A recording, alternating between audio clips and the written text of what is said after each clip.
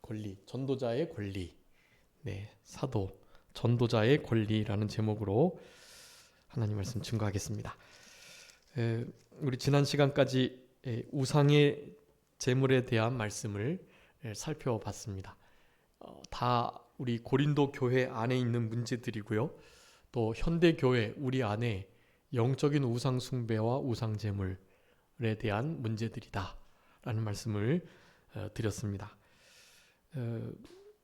우리가 믿음이 강해서 더 모든 것이 아무것도 아님을 알고, 그래서 그러한 강한 믿음을 가지고 어떠한 일들을 해 나감에 있어서 만약에 그 나의 양심의 자유와 믿음, 신앙의 그 자유함이 제재받는 일이 있는데 그것은 남의 양심이었다. 남의 양심의 제재를 받고 물론 내 안에 그런 일을 행하는 것 자체에 대한 꺼리낌, 당연히 양심의 가책이 없어야 하고요. 전혀 괜찮지만 그것이 다른 신앙이 약한 이들의 양심의 제재를 받아서 마땅히 할 수 있는 것도 또 전혀 무관하고 사실 아무것도 아닌 일에 대하여 충분히 할 수 있지만 그런 양심의 제재를 받으며 다른 연약한 신앙이 약한 이들의 양심의 제재를 받으며 덕과 유익을 끼치는 방향으로 무슨 일이든지 해야 할 것에 대해서 그렇게 말씀을 드렸습니다. 그러면서 이제 갑자기 9장에서 우리 사도 바울이 이것이 아니냐, 이것이 아니냐, 이거 아니었냐 하는 식의 말을 막 하면서요, 자기 자신의 사도됨, 전도자, 분명한 전도자가 맞음에 대하여 이렇게 항변하고 변명을 지금 막 하고 있는 장면이 나와요. 다른 것이 아니고 이제 이전에 우상의 제물 또 결혼에 관한 문제들, 여러 문제들을 이렇게 서신으로 받고 그런 것을 대답해 주면서 그런 이야기가 계속 들린 거예요. 야, 사도 바울이 우리 교회 세우긴 했는데 다른 사람들 보니까 좀 이렇게 제자들끼리 서로 천거서 이 사람은 예수님이 부르신 진짜 제자가 맞다, 이런 천거서를 다 들고 나 이런 증거가 있는 사람이야 하면서 교회를 해 나가고 말씀을 전하던데 사도 바울은 그게 없는 것 같아. 그런 말들이 계속 고린도 교회 안에 있었던 거예요. 그러면서 사도 바울은 이제 우리 브리스가와 아굴라와 함께 천막 깁는 일을 하면서 그렇게 자비량으로 선교를 했는데요. 다른 이들은 순회 전도 또 복음 전도 이렇게 전도 역할을 하는 그런 나그네와 같은 일들을 하다 보니까 가는 곳마다 사례를 받고 또 어디로 보내줌을 받고 차비와 여비와 체제비와 또 여러 가지 명목의 감사 헌금들을 받은 거예요. 그리고 유세비우스 교회사에 의하면 이를테면 이제 베드로, 야고보, 요한 아주 좀 너무나 유명한 이들, 설명이 필요 없고 증거조차도 필요 없는 이들은 일정하게 말씀을 전하면 이렇게 주는 페이의 정도가 있었다 그래요. 그런 것을 나름 따져가면서 제자들의, 우리 예수님이 직접 부르신 제자들의 제자들, 그들을 이제 속사도들이라고 하는데 예수님의 제자들은 사도라고 일컬어지는데 12명, 가룟유다 빼고 바울까지 해서 12명인데 그들의 제자들을 속사도라고 불렀단 말이에요. 그런데 제자들이 전도해서 제자들을 통해서 복음을 전한 것이 접한 게 아니라 예수님의 제자들의 무리에는 끼지지 못했지만 이를테면 우리 12명의 제자 바깥으로 70인의 전도대원이 있었고 그들을 포함한 많은 여인들 그리고 마가의 다락방에 모였던 120명의 생도들이 있었죠. 그리고 이제 3,000명, 5,000명 예수님을 따르는 많은 크리스찬들이 군중들이 있었단 말이에요. 그런데 그들 중에 실제로 예수님을 보고 예수님의 음성도 듣고 그랬던 이들, 그랬던 이들은 거의 뭐 이렇게 속사도급이 아니라 거의 사도급으로, 사도와 같은 급으로 자신을 막 이렇게 드러내는 일들이 있었단 말이에요.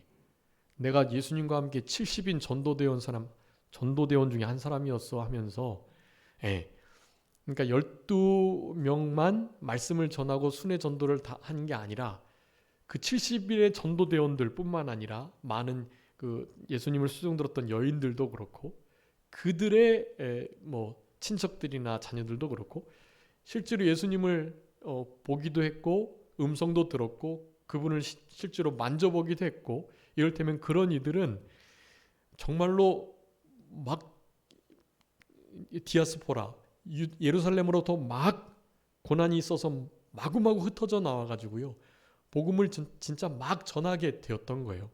그래서 복음이 편만히 예루살렘으로부터 온 유대와 사마리아와 땅끝까지 이르르게 되었던 것입니다.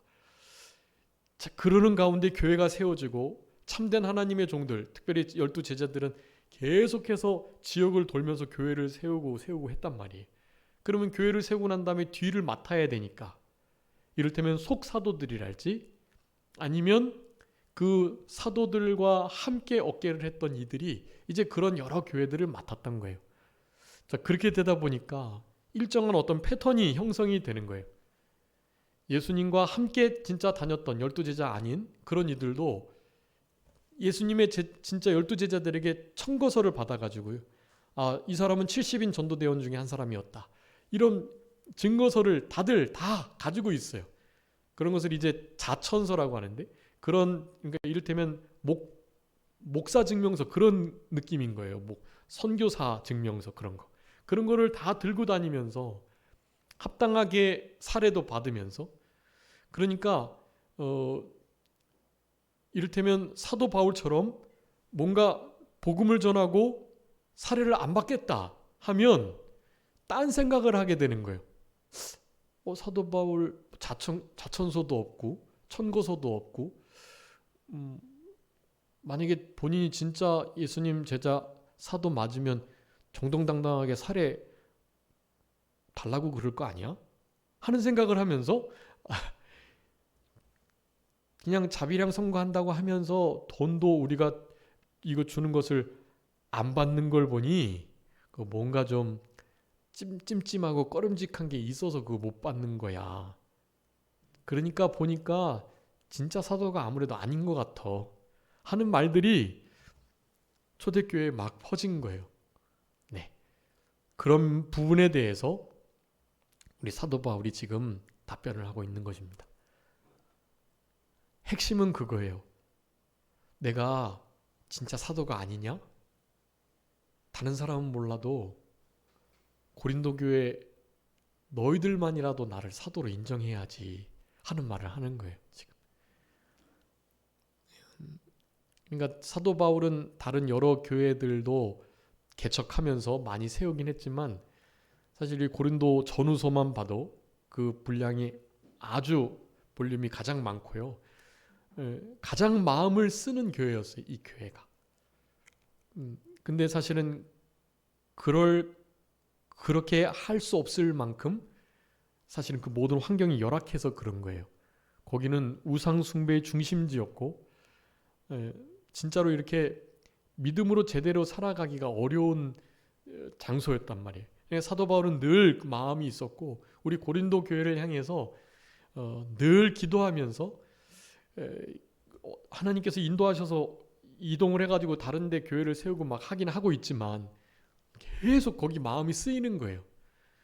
그런데 좋은 소식이 들리면 참 좋겠는데 이런 분쟁이 있다는 말이 들리고 또 중요하게 사도 바울 자신에 대한 사도권 그 전도자로서의 자격이 의심받고 있다라는 소식이 전해진 거예요.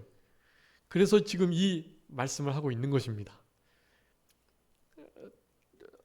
모든 교회에서 사도 바울 가짜라고 실제로 예수님 부른 사람도 아니고 막 도리어 예수님 믿는 사람들 다 잡아 죽이고 그랬던 사람인데 어떻게 사도적인 아무런 무슨 권리가 없다고 그에게는 이런 말을 다른 교회가 다 하더라도 적어도 고린도 교회만큼은 사도 바울의 사도됨을 인정해야 하는 교회. 너희 교회는 그런 교회가 아니냐. 나의 사도됨을 증거해야 할 자들이 너희들이 아니냐라는 말을 하는 거예요. 네. 그러면서 오늘 본문의 말씀을 하면서 사도 바울이 얼마나 자신들이 마땅히 써야 할 권리를 안 쓰면서, 그건 다른 게 아니라 복음을 전하는 데 있어서 장애물이 될까 봐.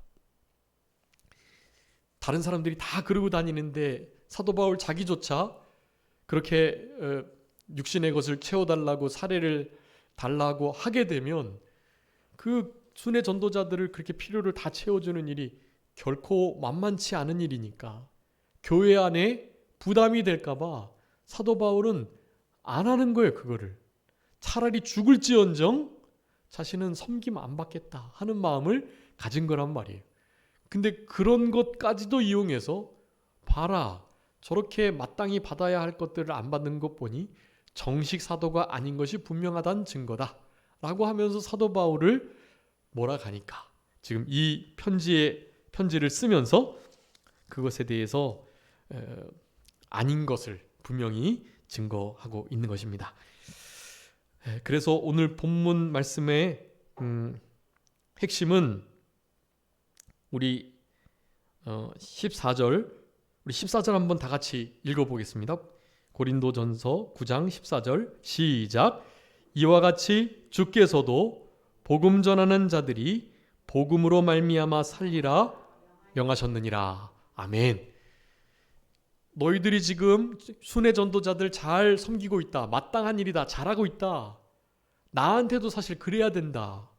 그런데 나는 그것을 복음 전하는데 방해가 되고 행여 교회에 더욱더 부담이 될까 봐 나라도 안 받고, 나는 기술이 있으니까 브리스가와 아굴라가 나를 잘 도와주고 있고 나도 만약에 재정이 필요하면 천막을 깁고 충분히 쓸 수 있으니까 괜찮다 라는 말을 하면서 교회를 세워나가려고 하는데, 그것이 도리어 사도 바울의 사도됨을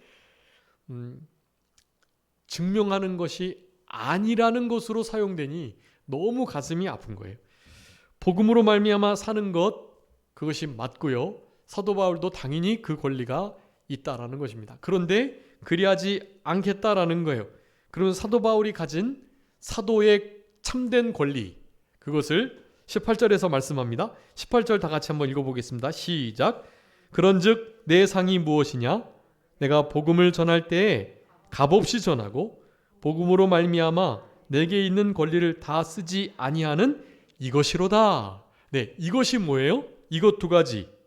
복음 전할 때 값없이 전하고, 네, 값없이 전하고, 또 복음을 전하면서 나름 내가 권리가 있는데 그런 권리들을 쓰지 않은 것.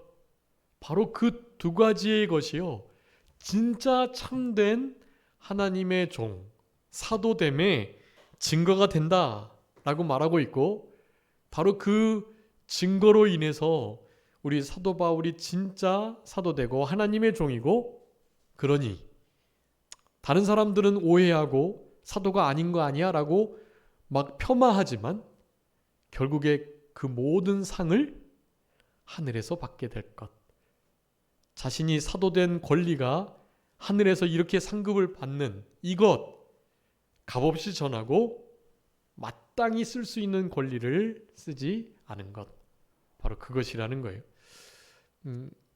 여러분, 그래서 오늘 본문은 신령한 것을 나누어 주었던 참된 하나님의 종들을 육신의 것으로 공개하고 그들의 필요를 채우는 것이 마땅한 일이다 라는 것이지만 사실 사도 바울이 주장하는 일반적이진 않지만요.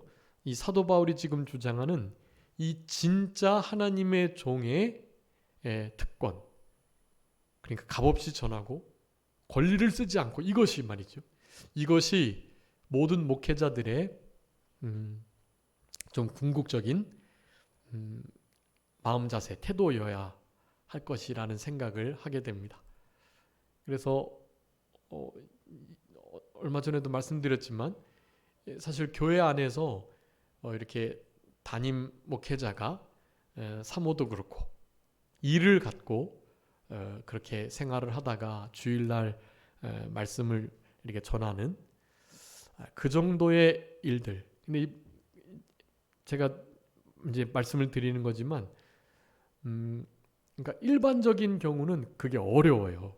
그러니까 다른 사도들, 순회 전도자들은 자비량으로 막 일을 하면서 복음을 잘 전해서 교회를 세워나가는 일을 사실을 잘 못해요.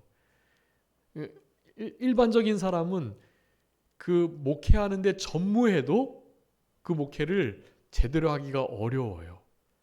그러니까 사도 바울 같은 경우, 사도 바울은 구약에 정말 온전히 능통한 자였고 아볼로보다도 훨씬 더 능통한, 그러니까 너무 이렇게 뛰어난 하나님의 종이기 때문에 그래서 그 두 가지 일이 이렇게 겸업이 가능했던 것입니다. 일반적으로는 그게 참 어려워요, 사실. 그리고 우리 한국 교회 상황은 조금 더 특별해서 이 교회, 한국 교회는 진짜 목회자가 말씀을 전하는 횟수가 많고 말씀을 전하는데 대충 전할 수 없기 때문에 진액을 짜 바치는 기도와 또 말씀 상고, 연구 그런 것이 필요한 일이거든요. 그런데 그런 것을 하지 않고 그냥 말씀만 대충 읽고 뭐 넘어가는 식으로, 그러니까 겸업을 하면 진짜로 그렇게 될 수밖에 없어요. 그래서 한 주간 겸업하면서 겨우 주일 오전 예배를 준비할까? 사실 주일 오전 오후 그리고 주일날 새벽 또 주일 중고등부 또 주일학교 이런 예배들, 조금 규모가 있는 교회는 담임 목사가 적어도 5번 이상 주일날 설교하거든요. 근데 그 설교 하나하나에 모든 영혼들에게 하나님의 말씀을 임팩트 있게 전해야 하기 때문에 사실 진액을 짜바치는 설교가 나와야 하고요. 그거 말고 이제 주중에 수요 예배, 또 금요 심야 기도회 같은 거, 그리고 구역 예배, 연합 구역 예배 같은 거, 그리고 매일 있는 새벽 예배, 이런 것들 말씀 준비도 그냥 허투루 할 수 없거든요. 이런 것들을 한꺼번에 다 그렇게 감당하면서, 그리고 교회 안에 여러 모양의 그 교육 훈련들이 있단 말이에요. 성경 전체를 연구해서 우리 성도님들의 신앙 성장을 위해서 생명의 양식으로 먹여야 하기 때문에 자체 사경에도 준비해야 하고, 또 이렇게 학위가 있는 목사님들은 선교하면서 강의도 하고요. 사실 이런 모든 것들을 실제로 겸업을 해서 하기가 정말 어려운 거예요. 근데 우리 사도 바울은 그게 가능했던 거예요. 그것을 시기하는 거짓 선지자들이요, 그리고 일반적인 순회 전도자지만 사도 바울을 시기하는 이들이 사실 사도 바울의 이 사도된 이 사도권을 부인하는 일들을 일으켰다고 봐야 해요. 그러니까 어쨌든 그 두 양면을 잘 조화롭게 해 나가면서 사실 목회하는 것이 가장 이렇게 합리적이라고 할 수가 있겠고요. 그런데 우리 한국 교회의 상황을 비춰봤을 때, 그리고 목회자 개개인의 능력을 이렇게 돌아봤을 때 사실은 그 두 가지를 함께 하기가 정말 어렵다. 그래서 현재 이런 체제가 유지되는데요. 여러 가지 상황이, 그러니까 우리 성도님들이 정말 말씀들을 잘 알고 통달을 하셨을 때는 그냥 우리 목회자들이 성경 보며 느끼는 그런 영감들을 성도님들도 함께 느끼시면 그럴 때는 뭐 주일 설교도 말씀 한 구절 읽고 그 말씀을 더 깊이 묵상하는 정도로 서로 나누면서 이렇게 해도 사실은 예배가 될 수 있는 거거든요. 실제로. 그렇게 되는 경우가 생긴다면 그렇다면 이제 목회자도 주중에 우리 교회에 이렇게 짐을 안 지우고 목회자가 나름 가지고 있는 은사를 따라서 직장을 갖거나 일을 하는 거 그런 것을 통해서 교회를 잘 받들어 나가고 어떻게 하든지 목회자에게 주는 사례 그것을 이를테면 어려운 자들 선교하는 일에 쓰는 것 그것이 훨씬 더 효과적이라고 할 수가 있겠어요. 그런 것이 되는 방향으로 그렇게 힘을 쓰는 우리들이 되었으면 좋겠고 그렇지만 일반적인 성경의 원리는 신령한 것을 주는 이들에게 육체의 것으로 육체의 것을 채워주는 일 그것은 합당하고 마땅한 일이다 라는 것을 우리가 분명히 알아야 되겠습니다. 자, 그래서 사도 바울의 전도자의 권리, 사도됨의 권리 그것을 일단 사도권에 대한 증명에 대한 말씀을 그렇게 하고 있는 것이 먼저인데요. 1절에 자유인, 사도, 예수 우리 주를 내가 보지 못했느냐. 여러분 우리 사도 바울이 예수님을 보셨나요? 사도 바울이? 실제로 예수님을 뵙지는 못했죠. 네. 예수님이 실제로 우리 12사도들 부를 때 사도 바울을 부른 게 아니기 때문에요. 근데 우리가 잘 아는 것처럼 사도행전 9장에서 다메섹 도상에서 우리 사도 바울이 원래는 사울이었죠. 사울이 누구를 만납니까? 부활하신 주님을 만나는 거예요. 네. 무슨 뭐 꿈속에서 비몽사몽간에 만난 게 아니에요. 많은 이들도 예수님을 배웠어요. 예수님의 모습을 뵌 건 아니지만 큰 빛을 그리고 형용할 수 없는 음성을 들었다고 표현하고 있습니다. 그리고 실제로 우리 사도 바울은 큰 빛을 보았고 그 빛이 사도 바울에게 비춰졌고 그리고 음성을 들었어요. 사울아 사울아 내가 왜 나를 피박하느냐 라는 음성을 들었단 말이에요. 부활의 주님을 그때 만난 거예요. 실제로 부활의 주님을 만나고 주여 누구십니까? 라고 빛 대신 부활의 주님께 묻자 예수님께서 대답해 주시죠. 나는 내가 핍박하는 예수다. 네. 사도 바울 예수님 핍박한 적 없다고 그랬죠.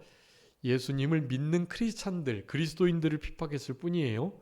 그런데 예수님은 예수님의 제자들, 예수님을 믿는 성도들을 공격하는, 잡아 죽이는, 핍박하는 것을 예수님 자신을 핍박하는 것으로 생각하신다라는 거예요. 아주 중요한 말씀이죠. 하나님의 교회는 이렇듯 너무 귀한 거예요. 우리 성도님 한 사람 한 사람이 교회이시고 우리 성도님들이 모여 계신 우리 교회가 그래서 너무나 복되고 우리 이 건물을 우리가 교회라고 부르는 것입니다.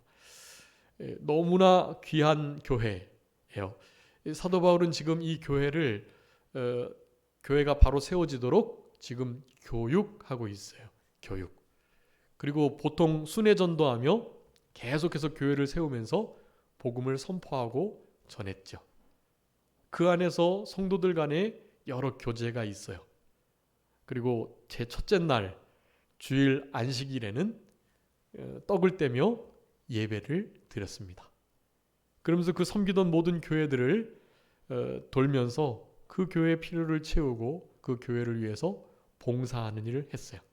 자, 지금 제가 교회에 대해서 5가지의 중요한 요소를 말씀드렸어요. 여러분 꼭 기억하세요. 교회에 5대 원리가 있습니다. 교회에 5가지 중요한 요소. 네. 여러분 교회는 먼저 헬라어로 에클레시아라고 부르는데요. 에클레시아. 에클레시아는 예수 그리스도를 구주로 믿는 하나님께로부터 세상에서 부름받은 자들의 모임 그런 뜻이에요. 그러니까 세상에서부터 예수님을 구주로 믿고 고백하는 자들이 모여있는 곳 모인 것, 그것을 에클레시아라고 불러요. 원래 모인 곳이라기보다는 세상으로부터 예수님을 구주로 믿고 예수님을 구주로 부르는 자들, 그런 이들이 교회예요. 그러니까 교회는 사실 사람이에요. 에클레시아. 세상으로부터 부름을 받았는데 예수 그리스도를 구주로 고백하는 자라는 의미가 바로 교회예요. 에클레시아.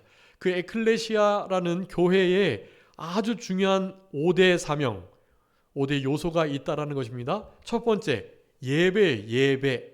지금도 이렇게 우리가 예배를 드리고 있는데 오예배는 조금 교육의 성격을 띤 예배입니다. 어쨌든 예배를 우리 그 헬라어로다가요 레이 트루기아라고 부르는데요. 레이 트루기아. 그것은 트루기아, 이 트루스, 그러니까 진리라는 뜻인데요.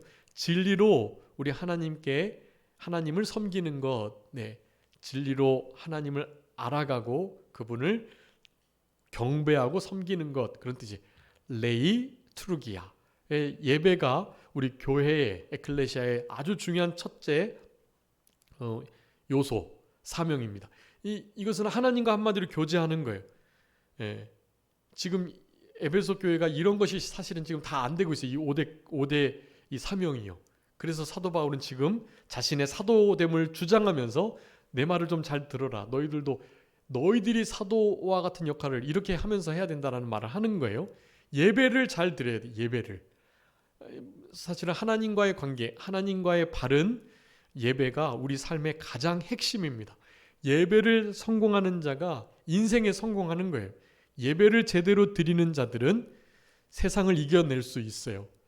자기 자신은 물론이고, 그리고 이 땅에서 하나님이 기뻐하시는 파수꾼 역할을 하나님과 깊은 교제를 나누는 이들이 할 수 있는 것입니다. 자, 그런데 예배 하나님과 교제 말고 또 무슨 교제가 있죠? 오늘 오전에 말씀드렸던 것처럼 성도들 간의 교제. 성도들 간의 교제도 아주 중요합니다. 예배와 교제가 그래서 늘 같이 가는 거예요. 코이노니아라고 불러요. 헬라어로요. 코이노니아. 코이노니아. 성도 사이에서의 합당한 예의 범절을 지키는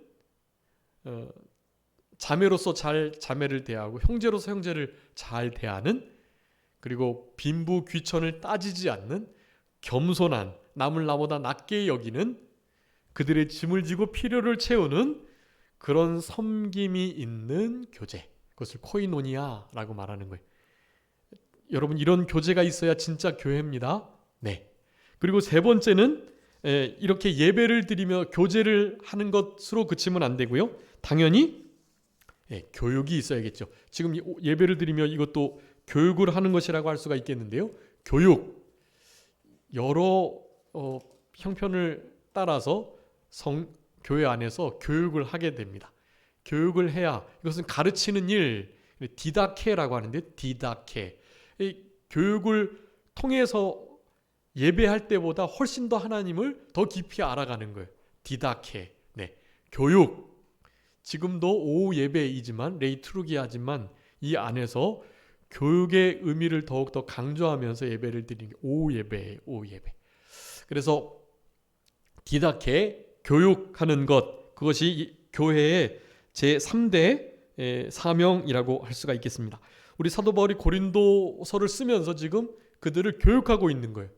디다케, 가르치고 있는 거예요. 잘 풀어 설명해주고, 또 성경이 그러한가, 성경이 성경을 증거할 수 있도록, 오늘 에스겔 3장을 33장이 성경으로 증거하고 있는 것처럼 말이죠. 그렇게 성경으로 잘 풀어주는 일, 교육, 디다케다라고 할 수가 있겠습니다. 그 교육을 제대로 하기 위해서 우리 하나님의 교회, 이 성도들을 교육부서를 통해서 나눠가지고 연령대별로 맞게 그렇게 교육을 하고 있다라는 것입니다. 네 번째는요, 그렇게 교회 안에서만 이루어지는 것뿐만 아니라 그것을 바깥으로 전도해야 해요. 복음을 전파, 선포하는 일, 선교나 전도라고 할 수가 있겠는데요. 그러니까 이것은 이제 케리그마라고 하는데, 케리그마, 이것은 예수 그리스도의 십자가와 부활 그리고 재림을 분명하게 선포하는 것입니다. 그것이 전도지요. 외국 사람들에게 하면 선교가 되는 것이고요.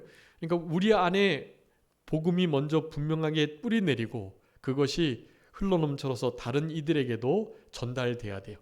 성도들을 향한 교육과는 달라요. 디다케하고는 다른 거예요. 그래서 케리그마, 예수 그리스도의 십자가와 죽으심, 부활, 그리고 승천과 재림, 이런 것들을 불특정 다수들에게 말하는 거예요. 파수꾼처럼 나팔 부는 거예요.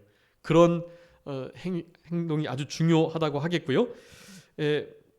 마지막으로는 이제 아까 봉사 말씀드렸습니다. 봉사. 네. 교회 안에 교회가 잘 돌아갈 수 있도록 봉사하는 일이 필요하다. 코이노니아하고 이름이 좀 비슷한데요. 디아코니아, 그렇게 말을 합니다. 자, 교회의 5대 사명, 우리는 이 사명을 잘 감당하려고 지금 이렇게 고린도 전서를 우리가 공부하고 있는 것입니다. 자, 이 사명들이 잘 굴러가고 있지 않아요. 먼저 하나님 앞에 이를테면 예배를 드리는 그 예배를 인도하는 사도가 아니라고 생각하고 있는데 예배가 드려질 리가 없죠. 그의 가르침을 받아들일 리가 없죠. 그래서 사도 바울은 이렇게 해명하며 분명하게 편지로 쓰고 있는 것이, 너희들이 나의 사도됨을 주 안에서 인쳐야 한다. 너희들이 증거가 되어야 된다라는 것을 2절에 말씀합니다. 1절 2절에 우리 주 안에서 행한 일, 그것이 너희다. 너희가 나의 사도됨을 증거해야 한다. 고린도 교회는 나의 인이다. 도장이다. 너희들이 나를 사도라고 말해 주어야 한다라는 말을 하는 것이에요. 그러면서 먹고 마실 권리가 없겠느냐? 당연히 있다라는 거예요.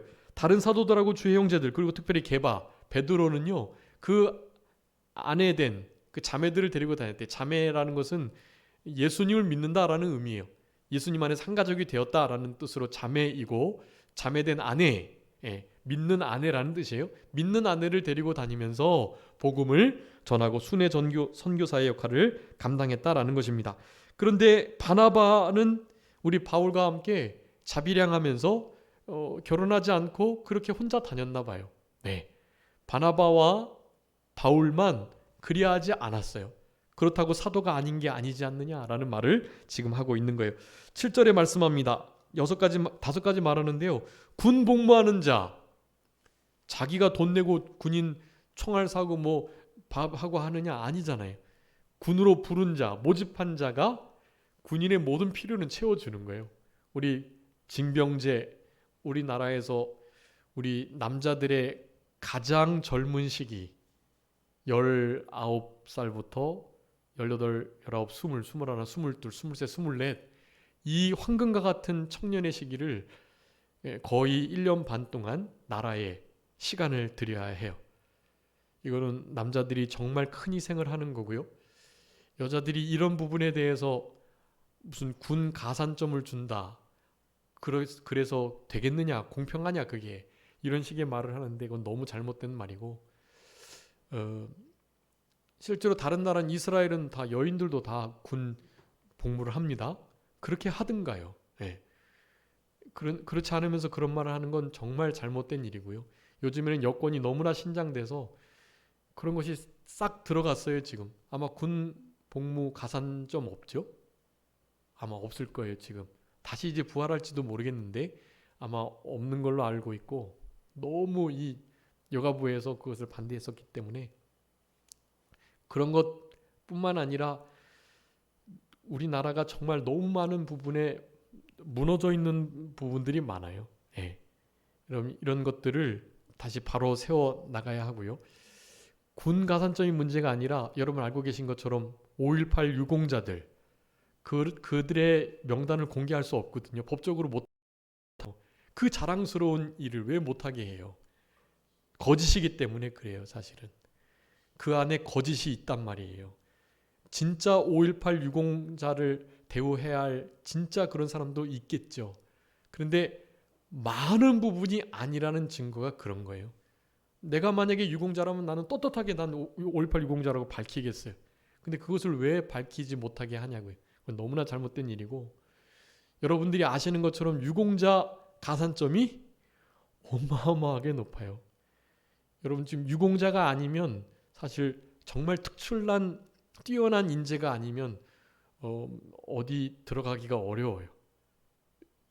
5.18 유공자 가산점을 받고 어디 들어오는 자와 그렇지 않은 자의 차이는 사실 하늘과 땅 차이예요. 뭐 0점 몇 점 차이로 떨어지고 붙고 하는 그곳에 30점, 25점, 20점 그 등급에 따라서 어마어마한 점수가 부여돼요. 어떻게 그럴 수가 있냐고요. 그리고 그들 돈을 어마어마하게 받아요. 세월호 이렇게 희생자들보다는 좀 덜 받는다고 하는데 어떻게 세월호 희생자들이 그렇게 돈을 많이 받아야 되겠냐고요. 6.25 참전용사보다 수백 배를 받고 있어요. 어떻게 그럴 수가 있냐고요. 너무나 잘못된 거예요. 그거는. 그런 것을 잘못됐다고 말할 수 없는 시대예요. 지금. 네. 그렇지만 그것이 아닌 것은 아니다고 해야 합니다. 여러분 그게 파수꾼이에요. 옳은 것은 옳다. 아닌 것은 아니다 하는 것. 지금 이와 같은 이제 말을 하면 나중에 다 혐오 표현, 여성 비하, 그리고 하여간 이를테면 5.18 유공자에 대한 말도 꺼낼 수 없어요. 지금. 네. 그런 시대가 지금 이 시대입니다. 나중에는 사실 바로 잡힐 것이라고 생각은 하지만 상당히 오랜 시간이 걸릴 것 같아요. 오랜 시간 걸려서 이 일이 이루어졌거든요. 그렇기 때문에 조금 어렵긴 하겠지만 어쨌든 우리들은 아닌 것은 아니다 해야 하고 군 복무하면 마땅히 그 필요를 채워주는 것이 옳다. 포도 심으면 열매 먹는 거 당연하겠죠. 양떼를 기르면 젖 먹는 거 당연하죠. 이건 일반적인 사람의 말인데 성경에서도 그렇게 말해요. 이 9절에 말합니다. 율법에 곡식 밟아 떠는 소에게 망 씌우지 마라. 신명기 25장의 말씀인데 이거 소를 위하는 말이 아니라 사실은 하나님의 종들이 소처럼 그렇게 하나님의 일을 하면 당연히 망 씌우지 말고 소에게 먹을 거 주어라. 그 말을 지금 하고 있는 거예요. 함께 얻을 소망을 가지고 그런 일을 한다. 근데 사도 바울은 그거조차 안 하려고 그래요. 그리고 진짜 하늘의 영원한 상급 그거 바라보면서 사도 바울은 자기 권리를 쓰지 않았다라는 것입니다. 11절에 신령한 것을 뿌려가지고 육적인 것을 거두는 거 과한 것이냐? 절대로 그렇지 않다. 신령한 것, 복음을 성령으로 전했다는 뜻인데요. 복음을 성령으로 전한 그들에게 육체로 필요한 것들을 채우는 거 그거 과한 게 아니다. 순회 전도자들 살해주는 거 너희들 너무 잘하고 있다. 근데 내가 안 받았다고 나를 사도가 아니라고 말하면 되겠느냐? 지금 말하고 있는 거예요. 너무나 그 일을 해야 되는 것입니다. 이것만 하고 말씀 마치죠. 우리 갈라디아서 6장 6절에 가르치는 자와 모든 좋은 것을 함께 하라라고 말씀하고 있고요. 갈라디아서 6장 10절에 모든 사람들에게 모든 가정들에게 선한 일을 하되 특별히 누구에게요? 더욱 믿음의 가정들에게 할지니라. 네, 믿음의 가정 하나님의 종들을 섬기는 거 아주 복된 일이다 라는 것을 분명히 말씀해요. 로마서 15장 27절에서도 이방인들도 신령한 것으로 나누어 가졌는데 이방인들에게 신령한 거 나눠줬잖아요. 그런데 그 이방인들이 신령한 것을 나눠준 자들에게 육신의 것을 채우는 것 마땅한 일이다. 그렇게 분명히 말씀을 해요. 사도 바울이 순회 전도자들을 폄하하는 게 아니라 너희들 그렇게 섬겨주는 거 잘하고 있고 옳은 일이다. 그게 성경에서도 그걸 말하고 있다라고 증거를 지금 해주고 있는 것입니다. 그렇기 때문에 우리 성도님들은 지금 다 이렇게 전임 사역자들이 아니시니까요. 교회에서 섬김을 받는 채용을 받지는 않으신데요. 저도 전임 사역을 하고 있지만 페이를 안 받고 스스로 자비량해서 하려 하는 마음을 갖는 게 참 중요하고, 그러니까 저도 그렇고 우리 성도님들도 그렇고, 성도님들이 이제 원래 그렇게 살아오셨으니까요. 너무 잘하시는 일이고 너무 복된 일이에요.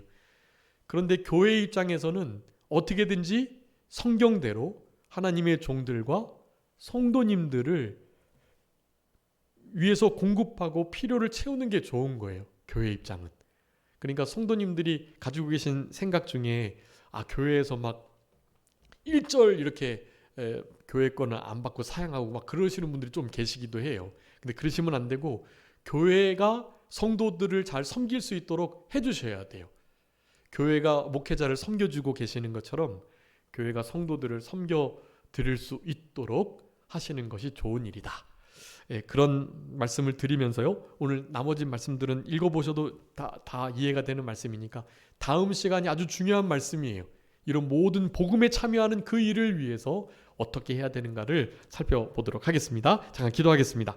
살아계신 우리 아버지 하나님 감사합니다. 우리들에게 고린도전서 9장의 말씀을 통해서 우리 사도 바울의 사도됨을, 전도자들의 권리가 어떤 것임을 분명히 교훈해 주시는 우리 아버지 하나님 감사합니다. 신령한 것을 나누어 가졌은즉 그 신령한 것을 전해준 자들에게 육신의 것, 공개하는 것, 채우는 것 마땅한 일임을 분명히 교훈하시면서도 우리 사도 바울은 그 권리를 쓰지 않고 값없이 복음을 전했던 바로 이 일을 통해서 사도 바울이 사도됨을 의심받고 오해받고 폄하되는 역사가 있음에 대해서 바로잡으려고 오늘 본문의 말씀을 하신 것을 통해서 우리들에게도 영적 교훈을 허락해 주신 우리 아버지 하나님 감사합니다.